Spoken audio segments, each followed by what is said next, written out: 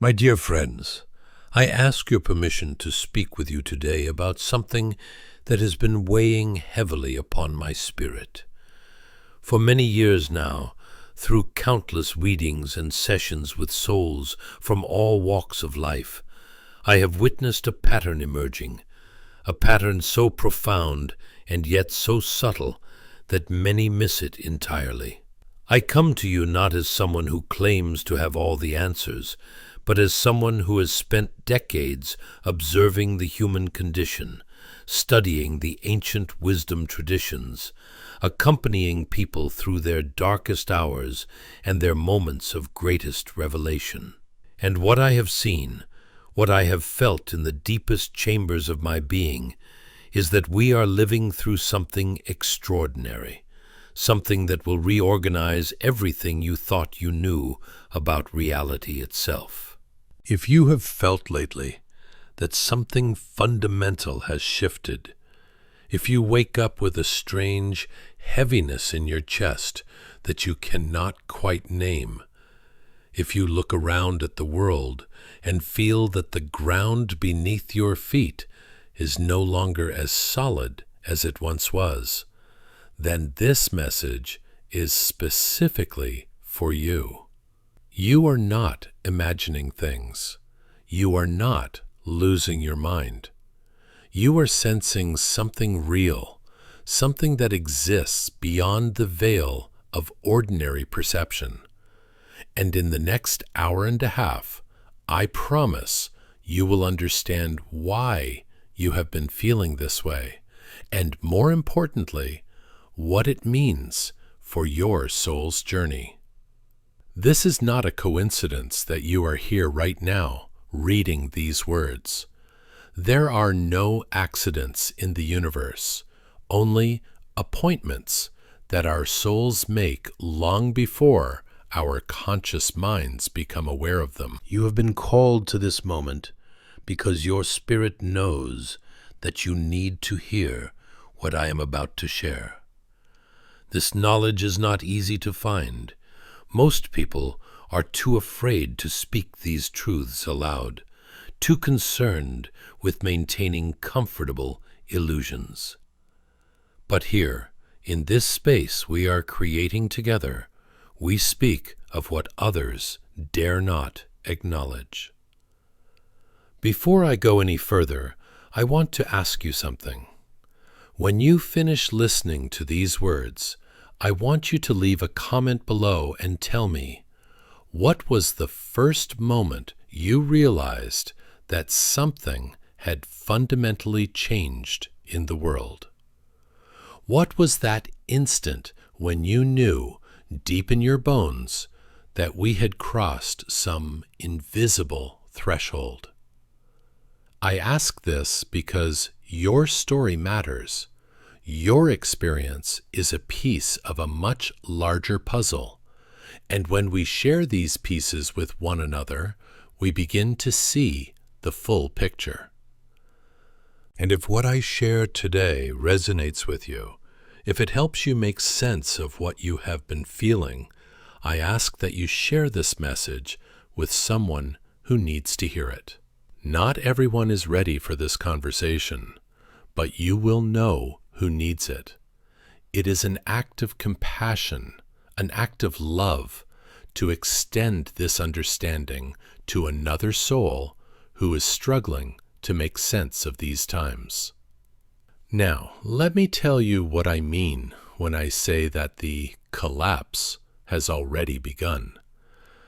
I am not speaking primarily of economic systems, though they are certainly part of it.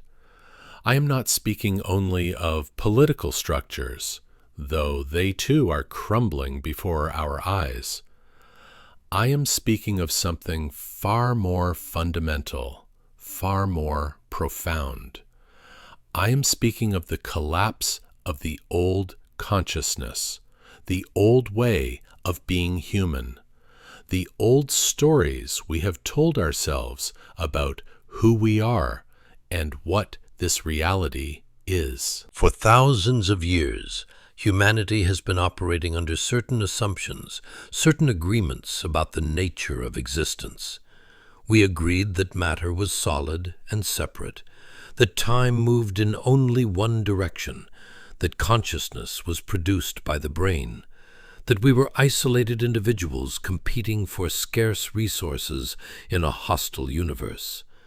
We built entire civilizations on these assumptions. We created religions and philosophies and scientific paradigms to support them.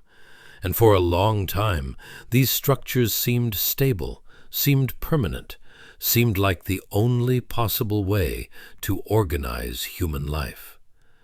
But something has been happening, slowly at first, and then with increasing speed. These old structures, these old ways of understanding reality, have been losing their coherence. They are breaking down, fragmenting, revealing themselves to be far more fragile than we ever imagined. And this breakdown, this collapse, is not happening in some distant future. It is not something we need to prepare for or worry about preventing. It has already begun. It is happening right now, in this very moment, as you read these words. You can see it everywhere if you know how to look. You can see it in the way that institutions that once commanded absolute authority now struggle to maintain even basic credibility. You can see it in the way that narratives that once unified entire populations now fracture into 1,000 competing stories, none of them quite able to capture the full truth of what is happening. You can see it in the way that people are waking up to the realization that the systems they trusted to take care of them were never designed for their well-being in the first place. But more than any of these external signs, you can feel it inside yourself. This is where the real collapse is taking place, in the interior landscape of human consciousness. You can feel it in the way that old certainties no longer provide comfort, in the way that achievements that once seemed so important now feel hollow and meaningless, in the way that you look at your own life and wonder how you ended up here, following a script that you never consciously chose. This feeling, this sense of disorientation and dissolution, is not a sign that something is wrong with you. It is a sign that you are awake enough to perceive what is actually happening. Most people are still sleepwalking through this collapse, still clinging desperately to the old stories, still pretending that if they just work harder, or believe more strongly, or consume more cleverly, everything will return to normal. But you have been given the gift of awareness. You can see that there is no going back to normal, because normal was itself a kind of collective trance, a shared hallucination that we all agreed to participate in. Let me take you deeper into this mystery. The collapse I am speaking of is not merely a breakdown, it is also a breakthrough. It is not only an ending, it is simultaneously a beginning. This is one of the great paradoxes that the old consciousness could never quite grasp. That death and birth are not opposites, but intimate partners in the dance of transformation. Every ending contains within it the seeds of a new beginning. Every collapse creates the space for something new to emerge. The ancient wisdom traditions understood this. They spoke of it in their myths and symbols and sacred texts. They told stories of great floods that washed away the old world so that a new one could be born. They spoke of phoenixes rising from ashes, of death and resurrection, of the eternal cycle of destruction and creation. They knew that consciousness does not evolve in a smooth, linear progression, but through periodic upheavals, through moments of crisis and chaos that shatter the old forms and force us to reorganize ourselves at a higher level of complexity. We are living through one of these moments right now. This is not the first time humanity has faced such a threshold, and it will not be the last. But it is our moment, the one we were born to navigate, the one our souls chose to incarnate into. And whether we experience this collapse as a catastrophe or as a liberation depends entirely on our relationship to it, on our willingness to let go of what is dying and to open ourselves to what is trying to be born. I know this is not easy to hear. Part of you wants to resist these words, wants to argue that things are not really that bad, that I am being too dramatic, too apocalyptic. That part of you is afraid, and its fear is completely understandable. The ego, the small self, the part of us that identifies with our personal story and our social position, experiences any fundamental change as a threat to its existence. It will do everything in its power to maintain the status quo, to keep things familiar and predictable, even if that familiarity is painful. But there is another part of you, a deeper part, that recognizes the truth in what I am saying. This is the part that has been waiting for this conversation, the part that has known all along that something profound was happening, the part that has been preparing for this moment even while your conscious mind was distracted by the demands of daily life. This is your soul, your higher self, the eternal aspect of your being that exists beyond the confines of your personal identity. Your soul is not afraid of this collapse. In fact, your soul has been longing for it, praying for it, calling it forth. Because your soul knows that the old structures were too small to contain the fullness of who you really are.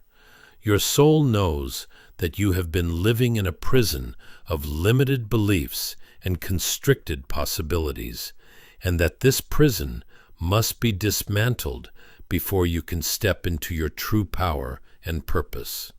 So I invite you now to take a breath, to feel into your body, to notice what is arising in you as you hear these words.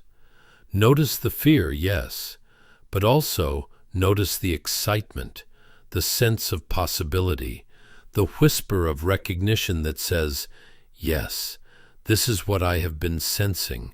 This is what I have been waiting for. Both of these responses are valid. Both are part of the process. The question is not whether you will feel fear, but whether you will let that fear stop you from moving forward into the unknown. Now, let me speak to you about what is actually collapsing, so that we can be clear about what we are dealing with. The first thing that is collapsing is the illusion of separation. For centuries, we have been taught to see ourselves as isolated individuals, separate from each other, separate from nature, separate from the divine source of all existence.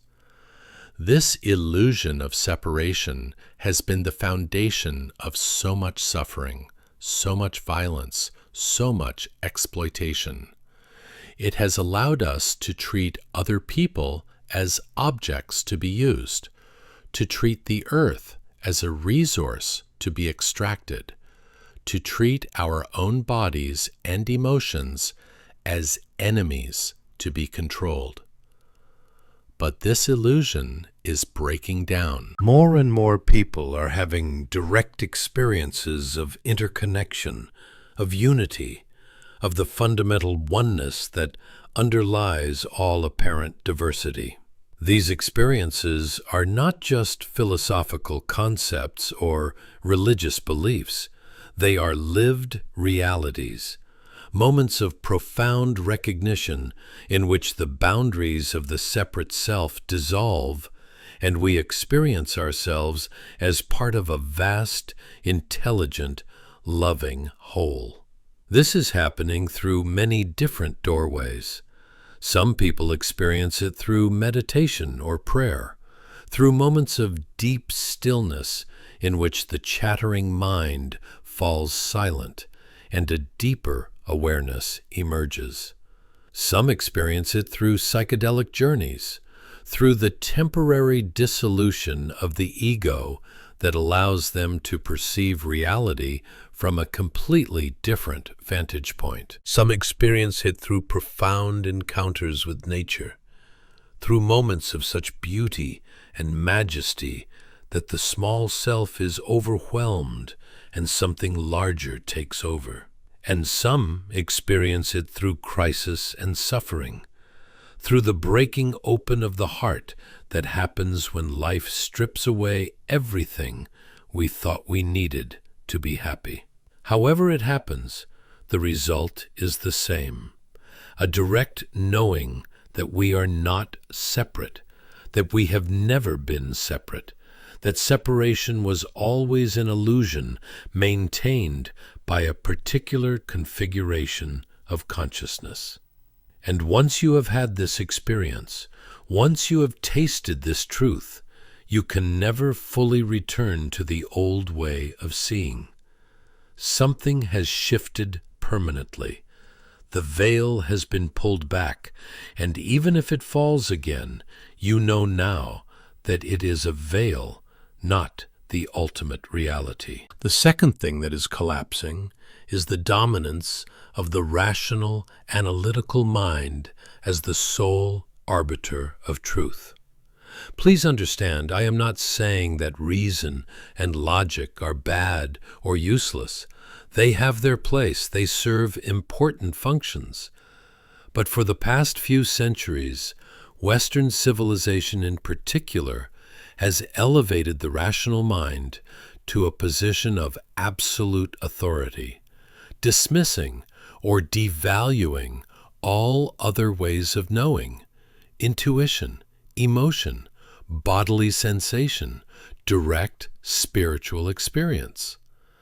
This overemphasis on rationality has cut us off from vast dimensions of intelligence and wisdom.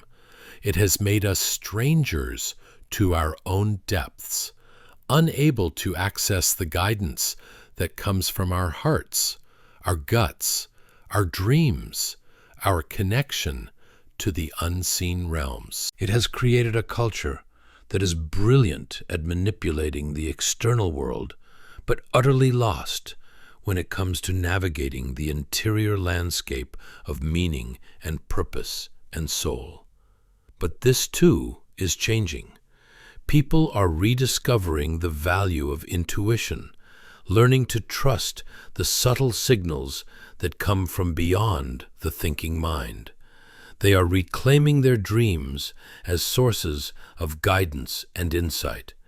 They are developing relationships with the invisible dimensions of reality, with guides and ancestors and archetypal forces that the rational mind insists do not exist. They are learning to listen to their bodies, to honor their emotions as carriers of important information rather than inconvenient obstacles to be overcome.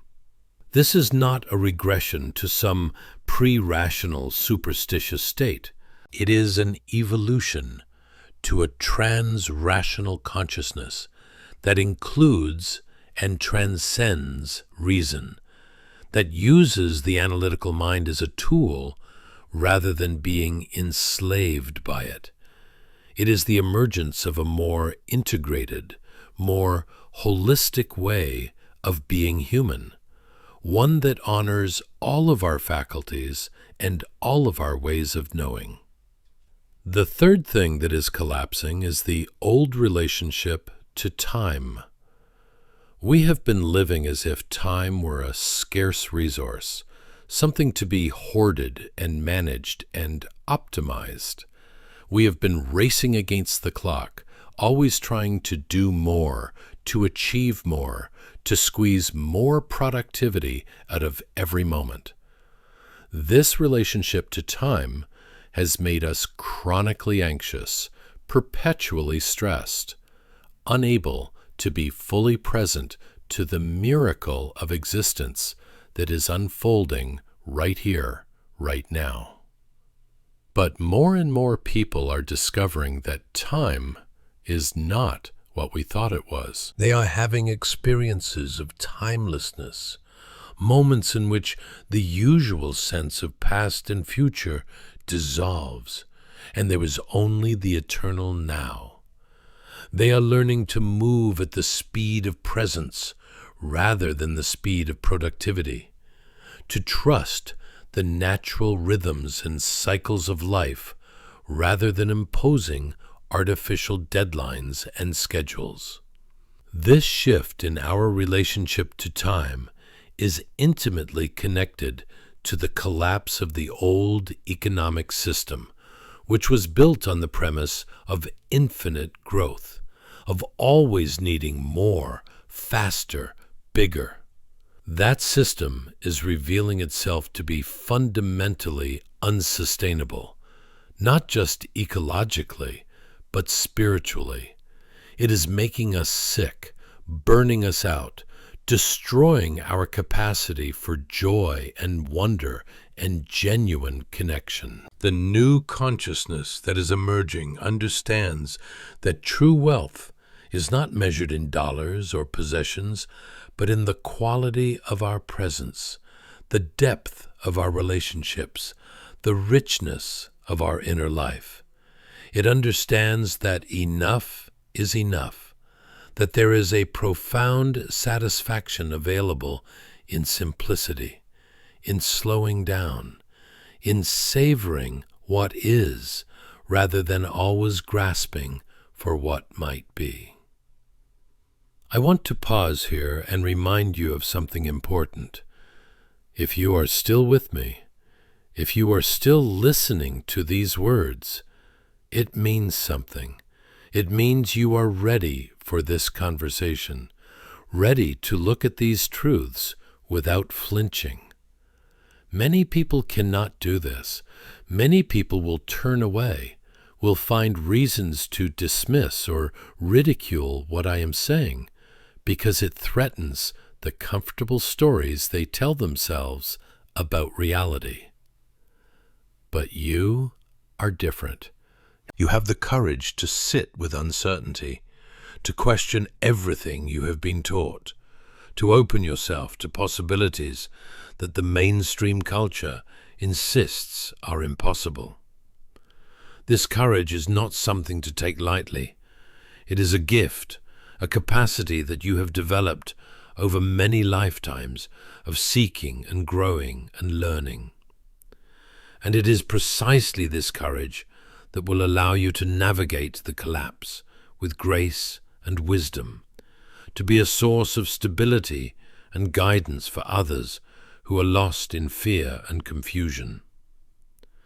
Now, let me speak to you about what happens when these old structures collapse, when the illusions that have held our world together begin to dissolve. There is a period of chaos, of disorientation, of not knowing which way is up. This is the liminal space, the threshold between the old and the new, the place where all the familiar landmarks have disappeared, but the new landscape has not yet fully formed. This liminal space is deeply uncomfortable for most people. We are creatures of habit, of pattern, of predictability. We like to know where we stand, to have clear rules and roles and expectations. When all of that falls away, When we find ourselves in a space of pure potentiality with no map and no guarantees, it can feel terrifying. But this liminal space is also sacred. It is the womb of transformation, the crucible in which the new self is forged. Every spiritual tradition has recognized the importance of this threshold time, this dark night of the soul, in which everything we thought we knew is stripped away, and we are forced to discover who we are beneath all the conditioning and programming. If you are in this liminal space right now, if you feel lost and confused and uncertain about everything, I want you to know that this is not a sign of failure. It is a sign that you are in the midst of a profound transformation. The caterpillar does not know, as it dissolves in the chrysalis, that it is becoming a butterfly. It only knows that everything familiar is disappearing, that its entire world is falling apart. But that dissolution is necessary. Without it, the butterfly could never emerge. So too with you. The parts of yourself that are dissolving, the old identities and beliefs and ways of being that are falling away, they are making space for something new, something more authentic, something more aligned with your soul's true purpose. Trust this process, even when it feels like you are dying. In a sense, you are. The old you is dying, but what is being born is far more beautiful, far more powerful, far more true. Let me tell you about some of the signs that you are moving through this transformation so that you can recognize them in your own experience. One of the first signs is a loss of interest in things that used to matter to you. Activities that once brought you pleasure now feel empty and meaningless. Relationships that once seemed important now feel draining and inauthentic. Goals that you were working toward now seem pointless and arbitrary. This can be very disconcerting, especially if you have built your entire life around these things. You may wonder what is wrong with you, why you cannot seem to care about the things you are supposed to care about. But nothing is wrong with you. What is happening is that your soul is withdrawing its energy from the old patterns, the old investments, because it knows they no longer serve your highest evolution. It is redirecting that energy towards something new, even if you cannot yet see what that new thing is. Another sign is an increased sensitivity to energy and emotion. You may find that you can no longer tolerate environments or people that you used to be able to handle with no problem. Crowds feel overwhelming. Small talk feels unbearable. Dishonesty and manipulation, even in subtle forms, feel like physical assaults. This is because your energetic boundaries are becoming more permeable, more refined. You are developing the capacity to perceive what has always been there, but was previously invisible to you. This increased sensitivity is a gift, though it may not feel like one at first. It is your soul's way of helping you navigate the new reality that is emerging, a reality in which energy and consciousness are recognized as the primary forces, more fundamental than matter or physical form.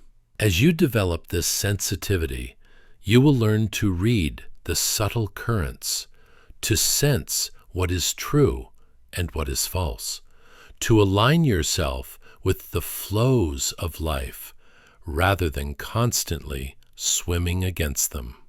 A third sign is a growing sense of urgency, a feeling that time is running out, that you need to figure out your purpose and start living it now. This urgency can be uncomfortable, even anxiety-provoking, but it is actually your soul's way of waking you up, of shaking you out of complacency and distraction.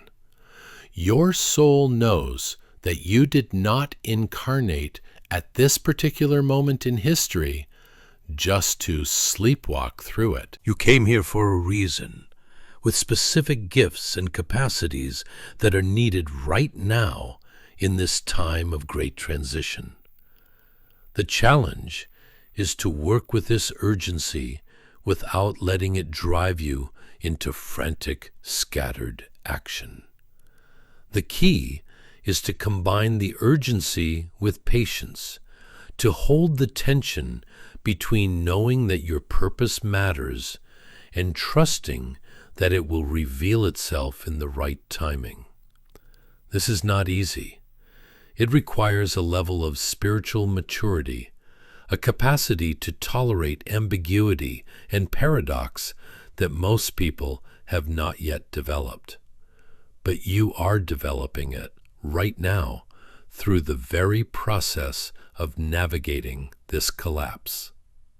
Let me share with you now some of the deeper patterns I have observed in the readings I have done over the years, patterns that shed light on what is happening in our collective experience right now. One of the most consistent themes that has come through is the idea that we are at the end of a great cycle, a period of approximately 26,000 years during which human consciousness has been evolving through a particular arc of development.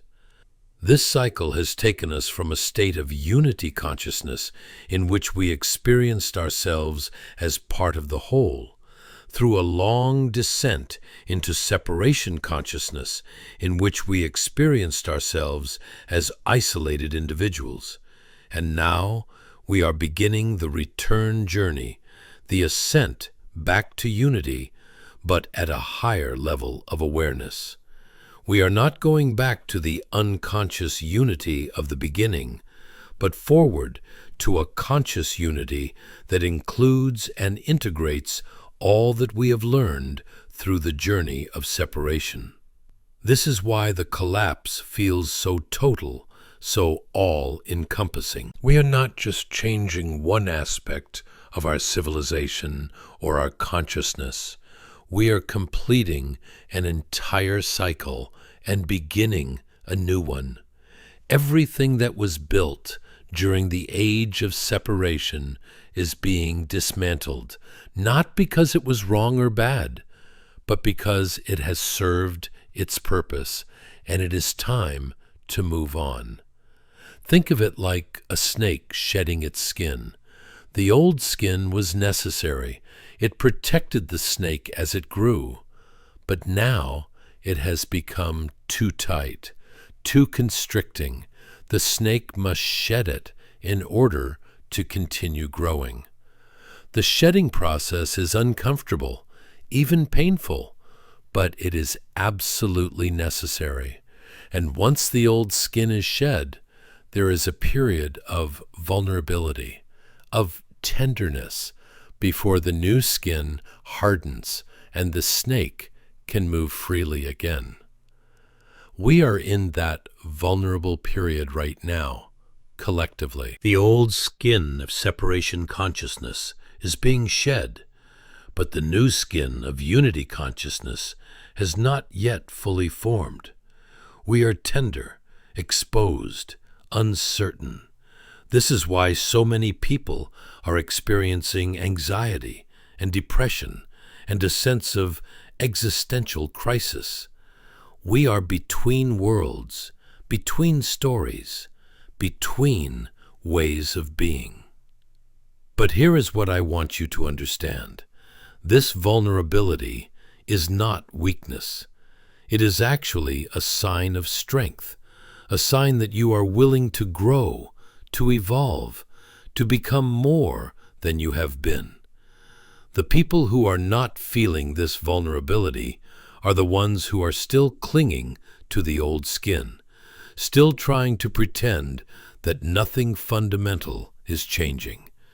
They may seem more stable, more together, but they are actually more fragile because they are resisting the natural flow of evolution.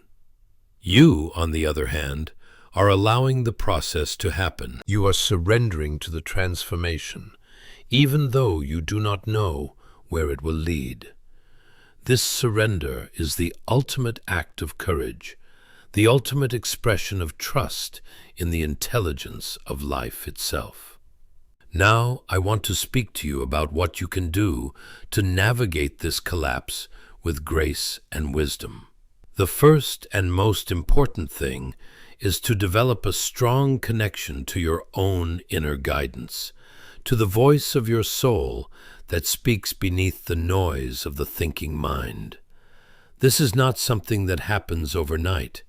It requires practice, patience, dedication, but it is the single most valuable skill you can develop in these times. There are many ways to cultivate this connection. Meditation is one of the most powerful, creating a space of stillness and silence in which the deeper voice can be heard. But meditation does not have to look like sitting on a cushion with your eyes closed. It can be walking in nature, or creating art, or simply sitting quietly with a cup of tea, paying attention to the sensations in your body and the quality of your breath. The key is to create regular moments in your life when you step out of the stream of doing and achieving and consuming and simply be. In these moments of being, you create the space for your soul to communicate with you, to guide you, to show you the next step on your path. Another essential practice is to learn to distinguish between the voice of fear and the voice of intuition. This is tricky because fear often disguises itself as intuition, telling you to avoid certain situations or people because they are dangerous, when really it is just trying to keep you in your comfort zone. True intuition has a different quality. It is calm, clear, certain. It does not argue or justify or explain. It simply knows. Fear, on the other hand, is loud and insistent and repetitive. It tells you stories about all the terrible things that might happen if you take a risk or make a change. It tries to convince you that staying small and safe is the wisest choice. But your soul did not come here to stay small and safe. Your soul came here to grow, to expand, to express its unique gifts in service to the greater whole. So when you feel fear arising, do not try to suppress it or deny it. Acknowledge it. Thank it for trying to protect you.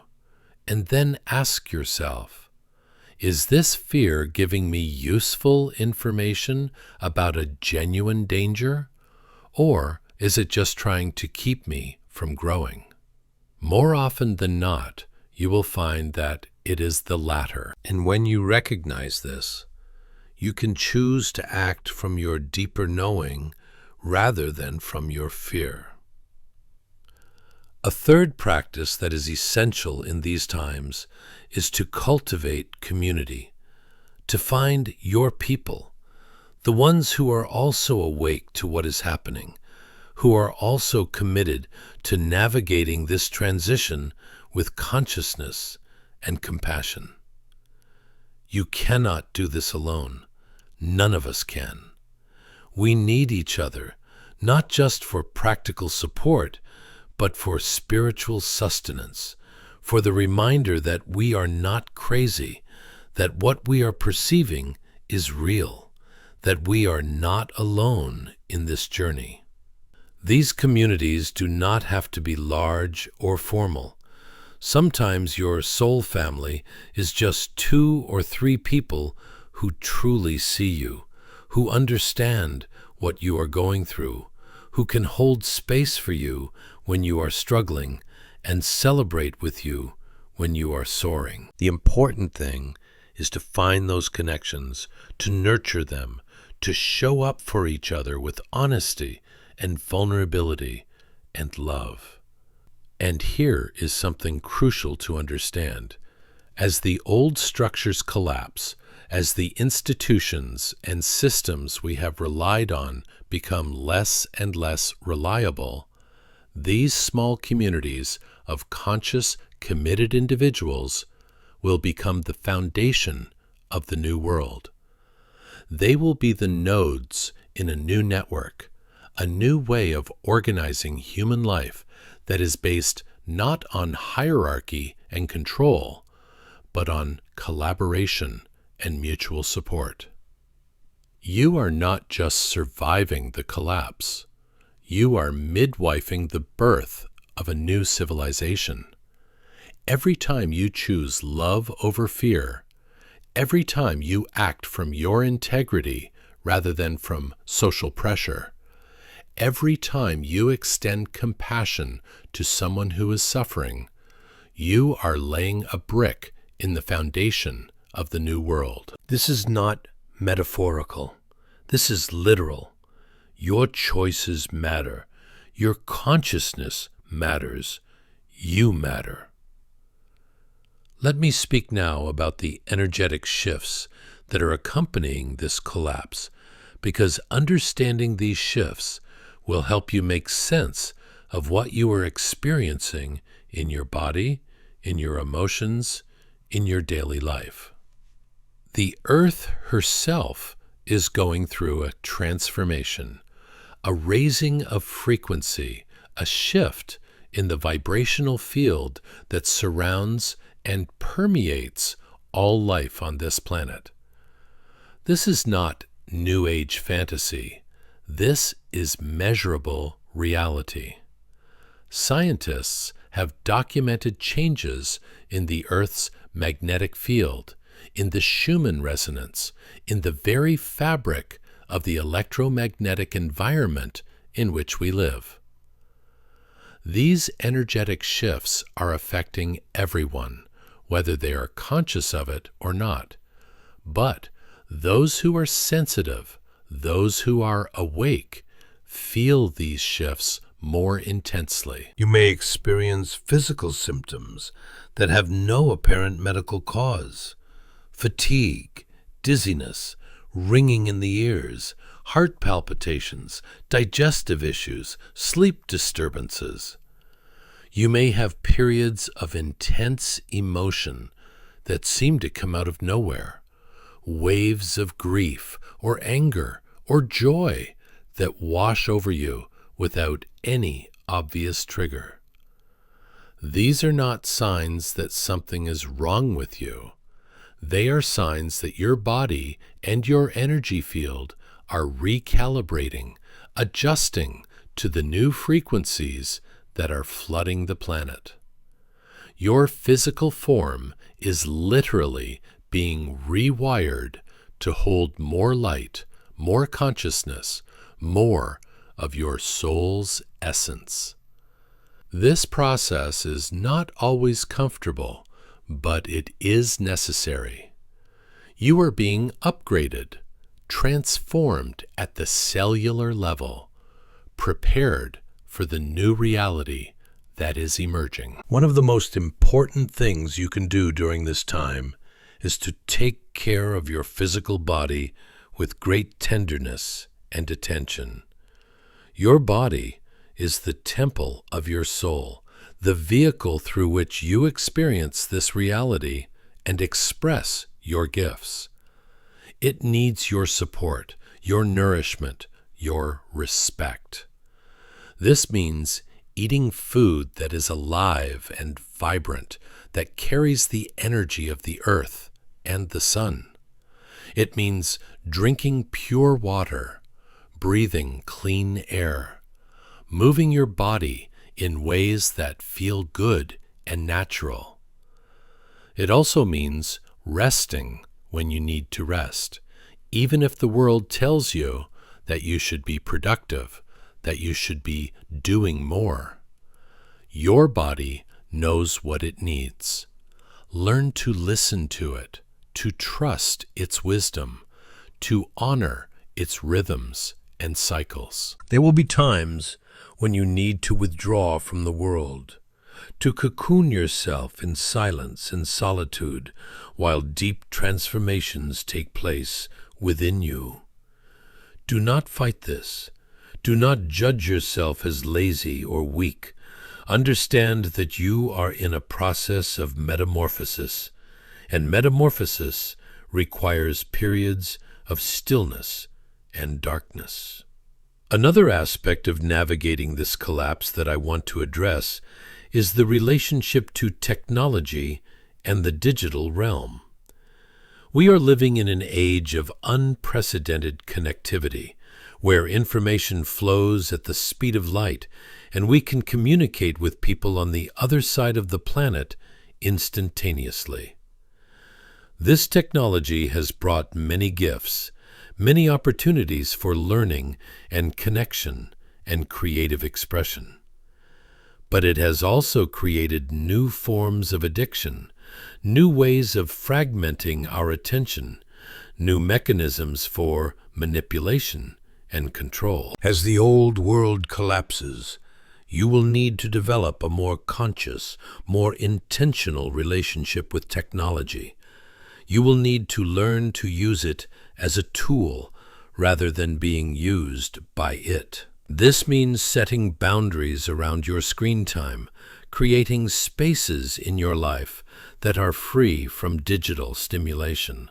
It means being discerning about what information you consume, recognizing that not all information is equal, that some of it nourishes your soul, while much of it poisons your consciousness.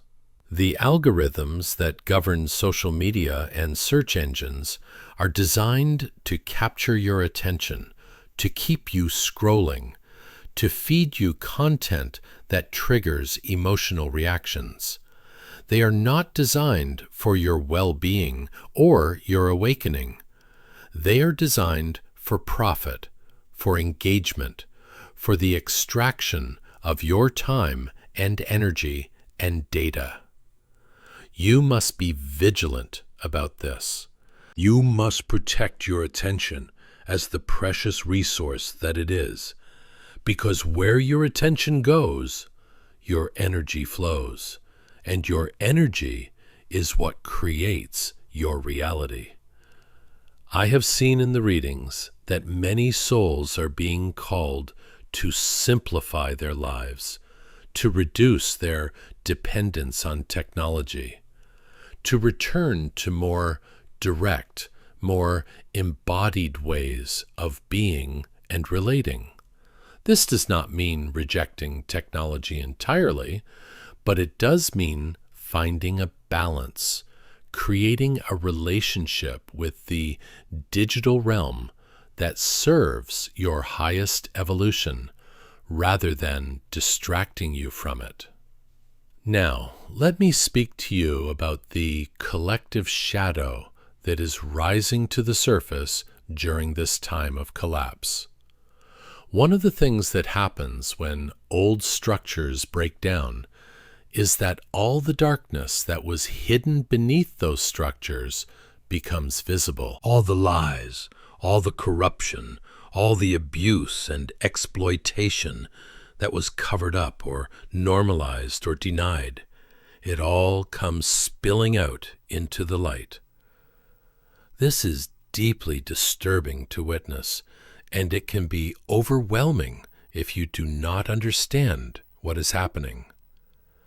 But this exposure of the shadow is actually a necessary part of the healing process. You cannot heal what you cannot see. You cannot transform what you refuse to acknowledge.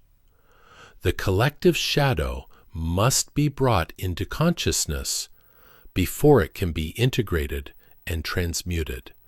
This is true on the individual level, and it is true on the collective level as well. So, when you see revelations of terrible things, when you learn about systems of oppression and violence that have been operating in the darkness for generations, do not turn away. Do not pretend it is not happening, but also do not let yourself be consumed by it. Do not let it pull you into despair or hatred or the desire for revenge. Hold it in your awareness with compassion, with the understanding that this darkness is part of the human experience, part of what we are here to heal and transcend. And remember that for every revelation of darkness, there are countless acts of light happening that go unnoticed and uncelebrated. For every story of cruelty and greed, there are 1,000 stories of kindness and generosity. The media, the systems of information distribution, they are biased toward the negative, toward the sensational, toward what triggers fear and outrage. This creates a distorted picture of reality, one that makes it seem like the world is far darker than it actually is. Do not let this distortion shape your consciousness. Seek out the stories of beauty and courage and love. Pay attention to the helpers, the healers, the ones who are quietly doing the work of building the new world. Let their example inspire you.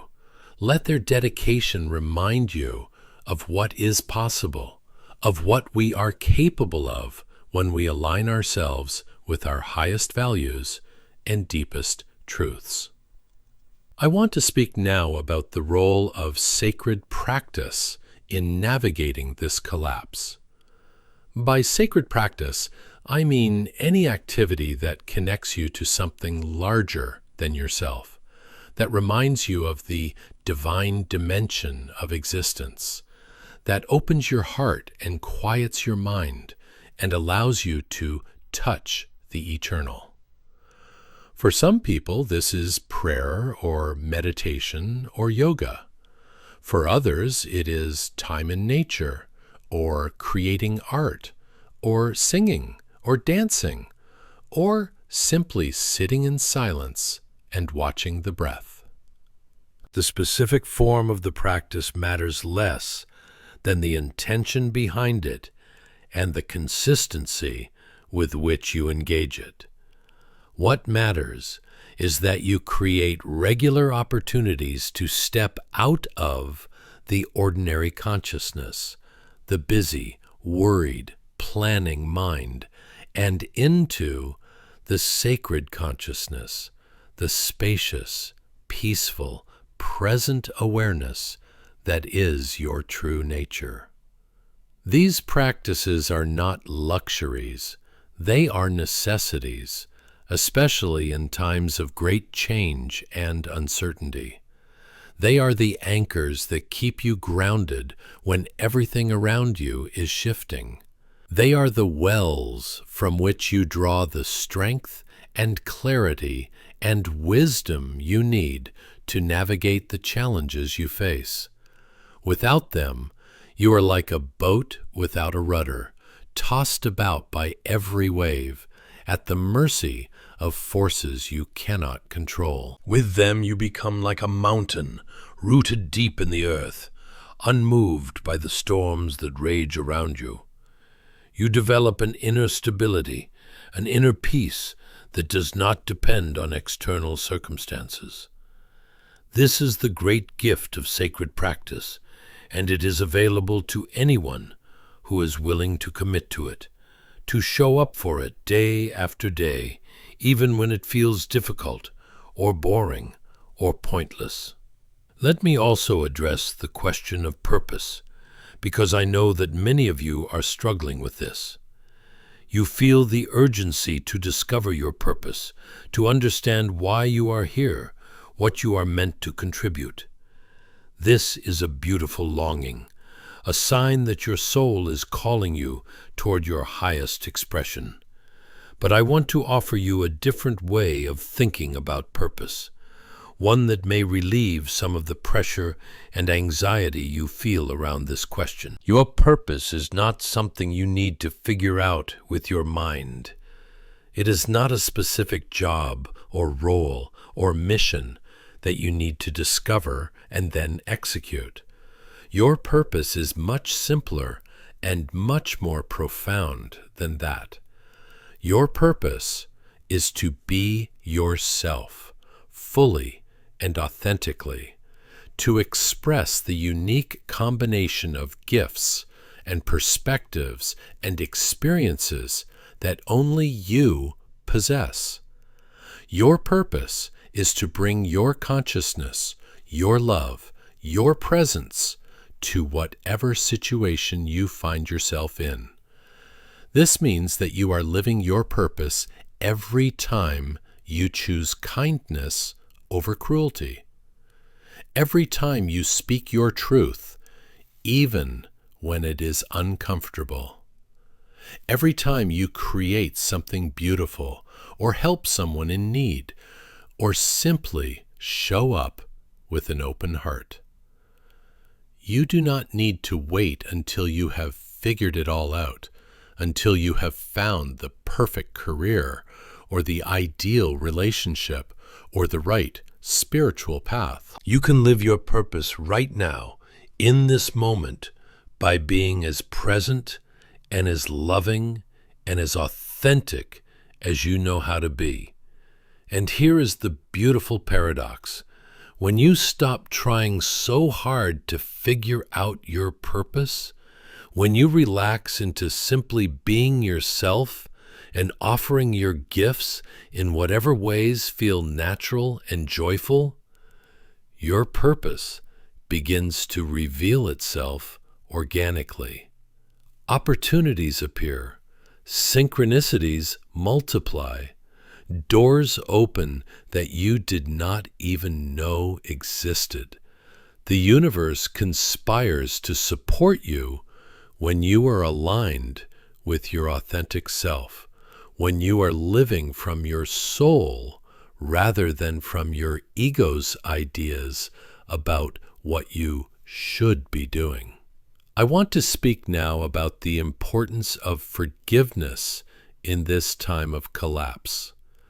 As the old structures break down, as the illusions dissolve, you may find yourself confronting painful memories, old wounds, betrayals, and disappointments that you thought you had moved beyond. This is part of the process of clearing, of releasing the energetic baggage that you have been carrying, sometimes for lifetimes. Forgiveness is the key to this release. But forgiveness does not mean condoning harmful behavior or pretending that nothing happened. It does not mean reconciling with people who have hurt you or putting yourself back into situations that are not safe or healthy. Forgiveness is an internal process, a decision to release the resentment and bitterness and desire for revenge that keeps you bound to the past, that keeps you identified with the role of victim. When you forgive, you are not doing it for the other person. You are doing it for yourself, for your own freedom, for your own peace. You are choosing to reclaim the energy that has been locked up in anger and hurt, to redirect it toward creating the life you truly want to live. This is an act of tremendous power, an act of self-love, an act of liberation. And it is important to understand that forgiveness is not a one-time event, but an ongoing practice. You may need to forgive the same person, the same situation, many times before the charge is fully released. Be patient with yourself. Be gentle. Each time you choose forgiveness, you are loosening the grip of the past. You are opening yourself more fully to the present. You are making space for new possibilities to emerge. Let me share with you now something about the nature of reality that has been revealed to me through the readings, something that may help you understand what is happening during this collapse. Reality is not fixed and solid as we have been taught to believe. Reality is fluid, malleable, responsive to consciousness. The world you experience is not an objective fact that exists independent of your perception. It is a co-creation, a dance between your consciousness and the infinite field of potential that surrounds you. This means that as consciousness changes, reality changes. As more and more people awaken to new ways of seeing and being, the collective reality shifts to reflect this new consciousness. This is what is happening right now. The old reality, the one built on separation and scarcity and competition, is dissolving because the consciousness that sustained it is dissolving. And a new reality, one built on unity and abundance and cooperation, is beginning to crystallize in its place. You are not a passive observer of this process. You are an active participant, a co-creator. Every thought you think, every emotion you feel, every choice you make, it all contributes to shaping the reality that is emerging. This is why your inner work is so important, why your consciousness matters so much. You are literally helping to create the new world through the quality of your awareness, through the vibration you hold, through the energy you radiate. This is both a tremendous responsibility and a tremendous opportunity. It means that you have far more power than you have been taught to believe. It means that you are not helpless in the face of the collapse, not a victim of forces beyond your control. You are a sovereign being, a creator, a divine spark with the capacity to influence reality through the power of your consciousness. But this power must be used wisely, with awareness and intention and integrity. It is not about trying to manipulate reality to get what you want, to bend the world to your will. It is about aligning yourself with the highest good, with the evolutionary impulse that is moving through all of creation, and allowing that alignment to guide your choices and actions. When you do this, when you surrender your small will to the greater will, you become a channel for miracles, for synchronicities, for the manifestation of possibilities that your limited mind could never have imagined. I want to speak to you now about the children who are being born during this time of transition, because they are playing a crucial role in the emergence of the new consciousness. These children are different from previous generations. They come in with less karmic baggage, with clearer connections to their soul's purpose, with innate abilities and sensitivities that previous generations had to work lifetimes to develop. Many of these children are highly intuitive, highly empathic, able to perceive energies and dimensions that most adults cannot see. They are often misunderstood by the educational system, by the medical establishment, by a society that is still operating from the old paradigm. They may be labeled as having disorders or disabilities, when in fact they are simply wired differently, designed for a reality that is still in the process of emerging. If you are a parent or teacher or caregiver of one of these children, your role is sacred and vital. You are being asked to protect their gifts, to honor their sensitivities, to create spaces where they can be themselves without having to conform to outdated expectations and norms. You are being asked to learn from them, to let them teach you about the new ways of being that they embody so naturally. And if you do not have children of your own, you still have a role to play in supporting the next generation. You can do this by healing your own wounds, by doing your own inner work so that you do not pass on the traumas and limiting beliefs that were passed on to you. You can do this by creating a world that is more beautiful, more just, more aligned with the values of the emerging consciousness. You can do this by being an elder, a guide, a source of wisdom and stability for those who are younger and still finding their way. Now I want to address something that many of you may be experiencing, a sense of grief, of mourning for the world that is passing away. Even though you understand intellectually that this collapse is necessary, that it is making way for something better, there is still a part of you that feels the loss. You are grieving the familiar, the known, the structures and stories that gave shape to your life, even if they were limiting and painful. This grief is valid and important. Do not try to bypass it or spiritualize it away. Let yourself feel it fully. Let yourself cry for what is ending. Let yourself acknowledge the sadness and the fear and the uncertainty.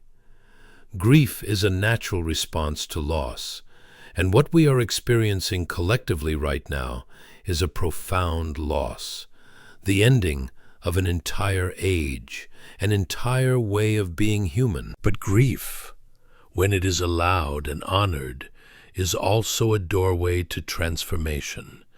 It breaks open the heart.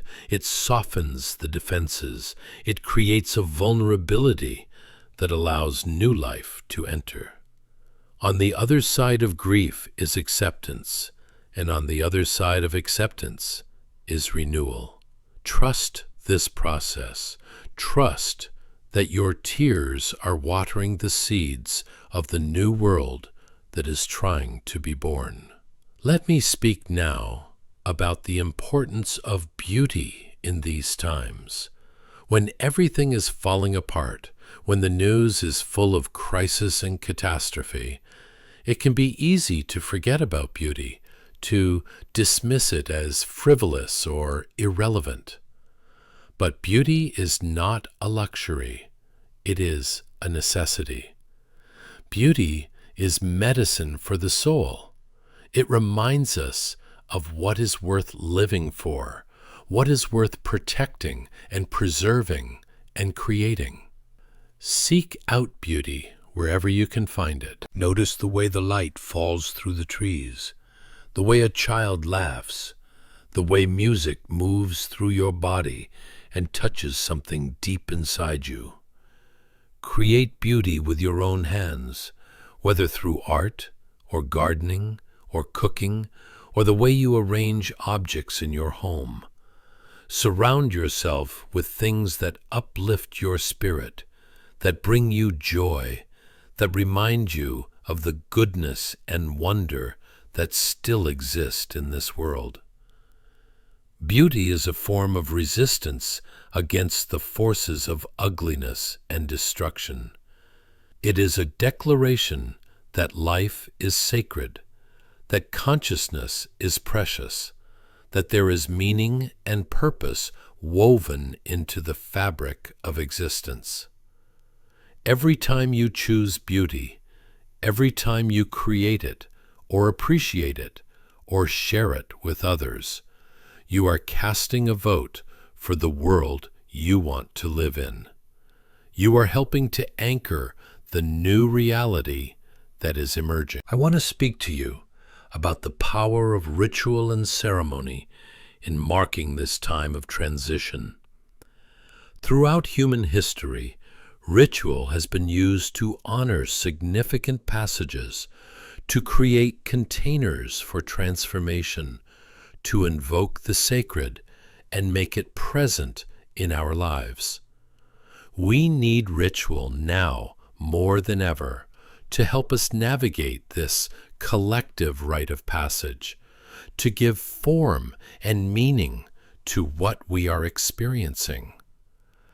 Ritual does not have to be elaborate or formal. It can be as simple as lighting a candle and speaking a prayer, or taking a walk in nature with the intention of releasing what no longer serves you, or gathering with friends to share stories and dreams for the future. What makes something a ritual is the consciousness you bring to it, the intention you set, the recognition that you are engaging with forces larger than your individual self. Create rituals to mark the endings in your life, to honor what is passing away, and express gratitude for what it taught you. Create rituals to welcome the new, to call forth the possibilities you want to manifest, to align yourself with your highest vision. Create rituals to connect with your ancestors, with the land, with the cycles of nature, with the divine source from which all life flows. These rituals will help you stay grounded and centered as the world around you continues to shift and change. They will remind you that you are part of a larger story, a cosmic drama that has been unfolding for billions of years and will continue long after your individual life has ended. They will connect you to the timeless dimension of being, the eternal now, in which all transformation takes place. Let me tell you something else that I have seen in the readings, something that may surprise you. This collapse, this great transition we are moving through, is not happening by accident. It is not the result of human stupidity or greed or short-sightedness, though all of those things have played a role. At a deeper level, this collapse is part of a divine plan, an evolutionary impulse that is guiding the entire cosmos toward greater complexity, greater consciousness, greater love. I know this is hard to accept when you look at the suffering in the world, the violence and injustice and ecological devastation. How can this be part of a divine plan? How can a loving universe allow such things to happen? These are the questions that have haunted humanity for millennia, and I do not pretend to have complete answers. But what I have seen, what has been shown to me again and again in the readings, is that there is an intelligence at work in all of this, a wisdom that is far beyond our human comprehension. This intelligence is not controlling events like a puppet master pulling strings. It is more like a gardener creating the conditions for growth, for evolution, for the emergence of new forms. And sometimes, in order for new growth to happen, the old growth must be cleared away. The forest fire that seems so destructive is actually necessary for the regeneration of the ecosystem. The breakdown of the old forms is making space for the new forms to emerge. This does not mean that we should be passive in the face of suffering, that we should just accept everything that happens as part of the divine plan. We are not meant to be passive observers of this process. We are meant to be active participants, co-creators of the new reality that is being born. Our choices, our actions, our consciousness, they all contribute to shaping what emerges from this collapse. So the question is not whether the collapse is happening. It clearly is. The question is, what role will you play in it? Will you be someone who clings to the old, who resists the change, who tries to maintain the illusion that everything can go back to the way it was? Or will you be someone who embraces the transformation, who opens to the new possibilities, who helps to birth the new world that is trying to emerge? This is the choice that each of us faces every single day in 1,000 small moments. It is the choice between fear and love, between contraction and expansion, between the known and the unknown. And the beautiful thing is, you do not have to make this choice perfectly. You do not have to get it right every time. You just have to keep choosing, keep showing up, keep moving in the direction of your highest truth. There will be days when you fall back into fear, when you doubt everything, when you wonder if any of this is real, or if you are just deluding yourself. This is normal. This is part of the process. The path of awakening is not a straight line. It is a spiral. And sometimes we circle back to places we thought we had already moved beyond. But each time we circle back, we are at a higher level of the spiral. We are seeing the same patterns from a new perspective, integrating them more deeply, releasing them more completely. So be gentle with yourself. Be patient with your process. Trust that you are exactly where you need to be, learning exactly what you need to learn. There are no mistakes in this journey, only lessons, only opportunities for growth and awakening. Now, as we move toward the conclusion of our time together, I want to speak to you about hope. Not the shallow Pollyanna kind of hope that insists everything will be fine if we just think positive thoughts, but the deep, grounded hope that comes from knowing that consciousness is indestructible, that love is the fundamental force of the universe, that no matter how dark things may seem, the light can never be extinguished. This hope is not based on optimism about the future. It is based on a direct knowing of the eternal present, the timeless dimension of being that exists beneath all the changes and upheavals of the surface world. When you touch this dimension, even for a moment, you realize that you are so much more than your personal story, so much more than your fears and worries and struggles. You are a spark of the divine, an expression of the infinite creativity of the cosmos, and nothing that happens in the world of form can touch the essence of who you really are. This realization does not make you indifferent to suffering. If anything, it makes you more compassionate, more committed to alleviating suffering wherever you encounter it. But it gives you a foundation of peace and stability that cannot be shaken by external circumstances. It allows you to be in the world, but not of it, to engage fully with the challenges of these times without being overwhelmed by them. This is the consciousness that is needed right now more than ever. We need people who can hold steady in the midst of chaos, who can be beacons of light in the darkness, who can remind others of the deeper truth when they are lost in fear and confusion. We need people who have done their inner work, who have faced their shadows, who have learned to transmute their pain into wisdom and their wounds into gifts.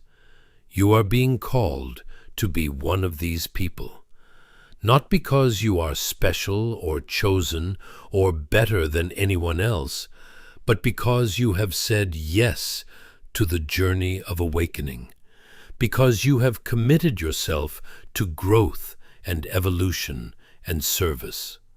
This is a sacred responsibility, and it is also a tremendous privilege. You get to be alive at one of the most extraordinary moments in human history, a moment when everything is up for grabs, when the future is wide open, when the choices we make will ripple out for generations to come. So I ask you again, what role will you play? What gifts will you offer? What legacy will you leave? These are not questions to be answered with your thinking mind. They are questions to be lived into, to be discovered through the process of showing up fully to your life day after day, moment after moment. And remember, you do not have to have it all figured out. You do not have to know the whole path before you take the first step. You just have to be willing to listen to your inner guidance, to follow the breadcrumbs that your soul leaves for you, to trust that you will be shown the next step when you are ready for it. The collapse has already begun, yes, but so has the rebirth, so has the awakening, so has the great turning toward a new way of being human, a way that honors the sacredness of all life, that recognizes our fundamental interconnection, that celebrates diversity while embracing unity. You are part of this great turning. Your consciousness, your choices, your very presence on this planet at this time, they are all contributing to the shift. Never doubt the power of your individual contribution. Never underestimate the ripple effects of your awakening. When you heal yourself, you heal your ancestors. When you raise your consciousness, you raise the consciousness of the collective.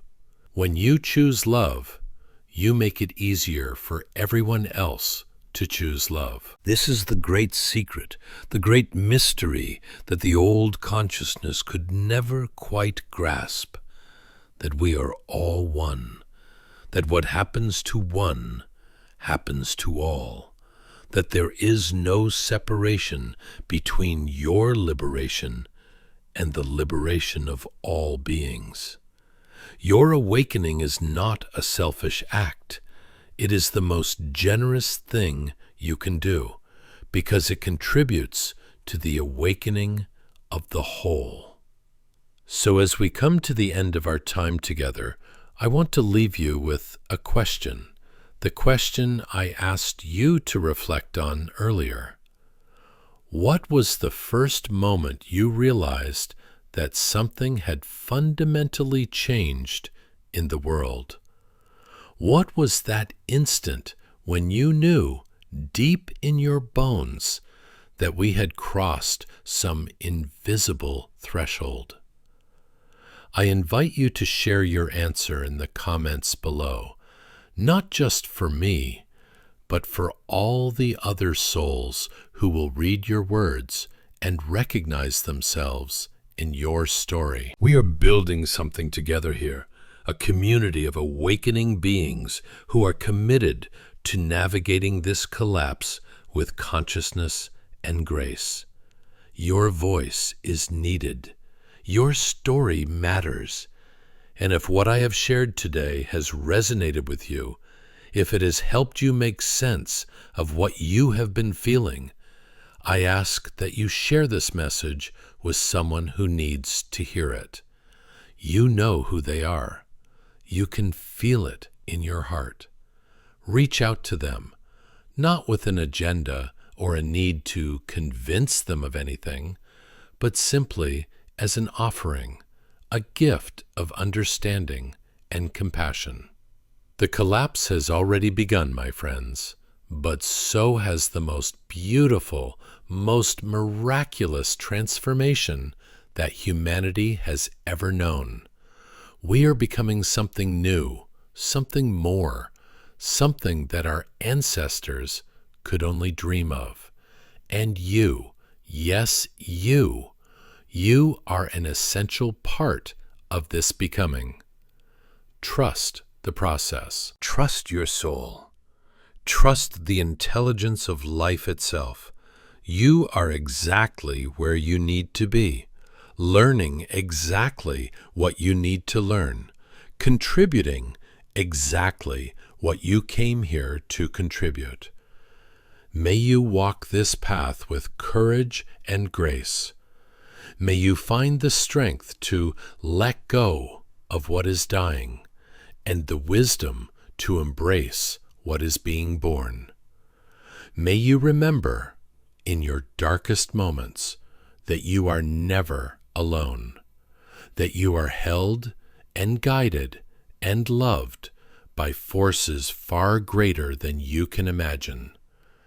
And may you know with every fiber of your being that the collapse is not the end of the story.